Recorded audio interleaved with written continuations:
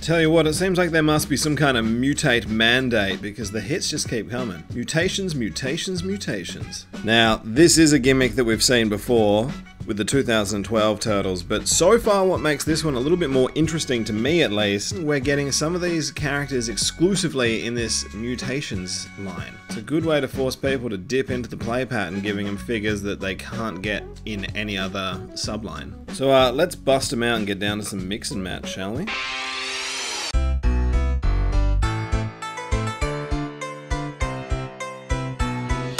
Here we have the tails of the TMNT Robo-Goons all together. Now, these are the only ones I plan on getting from this line. The regular Turtles, at least they gave them a cool, like, battle-ready sort of deco, but they are more limited on articulation, and it's not enough of a variant for me to worry about it. But like we said, so far, these characters only exist in this subline, so that was definitely enough to tempt me. Well played, playmates. So they're pretty fun. Their articulation is largely similar. MetalHead, bowl jointed. Because of the pop-off gimmick, the interchangeability, they all move like that. So when you've got that kind of bowl jointy action, I find personally, I don't super resent the lack of other articulation. You know, especially in a robot, when it's the only way he comes.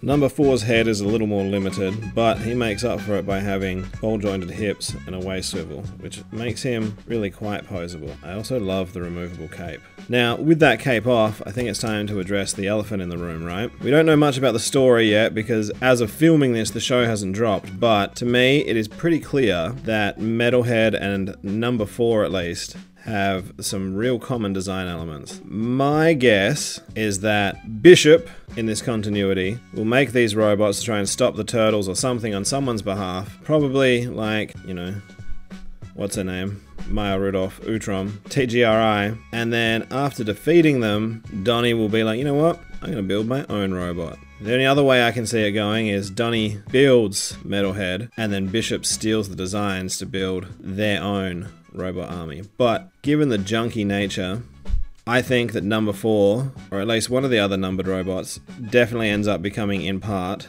MetalHead. Look at the similarities, like the feet and the legs are almost exactly the same, albeit MetalHead slightly asymmetrical, where clearly Donnie's had to make do with what parts he can. But mechanically, those legs are remarkably similar. Same with the arms. Same proportions, same basic design, but Donnie's clearly had to get a little scrappy with it and MacGyver together his robot. Bishop, interestingly, the body is made out of quite a hard plastic. I'd thought that this claw piece would be bowl jointed, but that's just plugged in. Also, no waist for the Bishop mech, but articulated butt flaps. So in an absolute stroke of marketing genius, as well as getting the actual, you know, pop apart pal figure, you also get a couple of bits and pieces of other figures, so that even if for some reason you only manage to have one, you can go ahead and pop off a piece, and then because of the same bowl jointed system, go right ahead and do your best Dr. Nick. Well, if it isn't my old friend Mr. McGregor, with a leg for an arm and an arm for a leg! The other accessories that Bishop mechs come packaged with is this claw, which I have to assume is a turtle grabbing claw. I've been clawed! I've been clawed! Stop!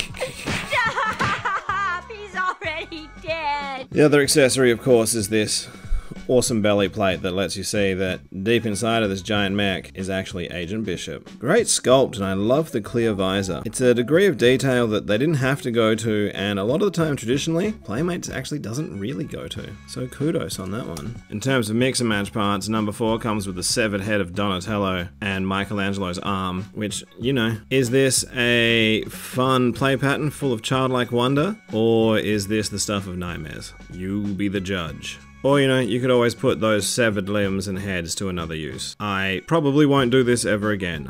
I don't enjoy looking at it.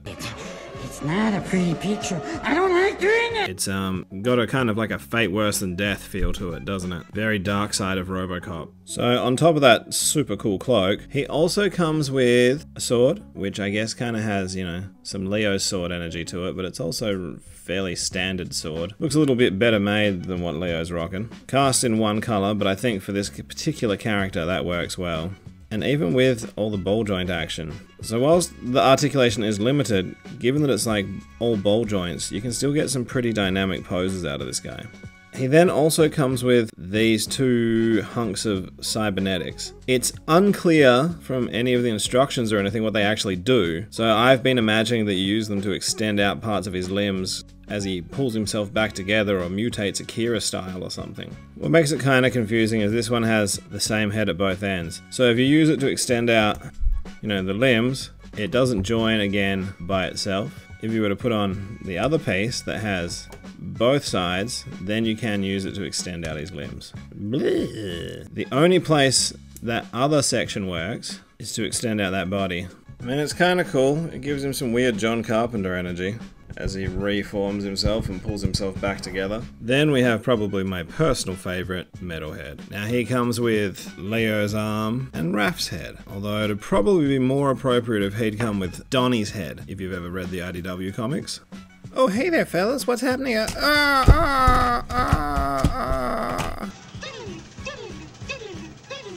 was all a dream. It was just a dream. Bebop and Rocksteady were there, but it's okay. I'm okay, it was just a dream. Alright, well, that horrible interlude aside, he also comes with a big load of accessories. So he comes with each of the turtles' weapons, which all kind of sort of have different places to store if you want them to. So, you know, you could put Donnie's staff down his back, take a sai if you wanted to, put it in there, take that sword, stick it in his back, and then you can also have nunchucks through his belt. But I think my favorite accessory, the fact that you open up this chest, which is clearly a little microwave convection pizza oven. So you can store that tiny little pizza in there. What more could 4 turtle teens ask for? I also love that they took the time to put in this decal with these like schematics on the back. Whatever they may be, time will tell, but he's great. The other great thing about a play pattern like this is it can function as battle damage, but then you can also pretend that Donnie's having to build him in his lab. Let me give you a hand! Oh jeez.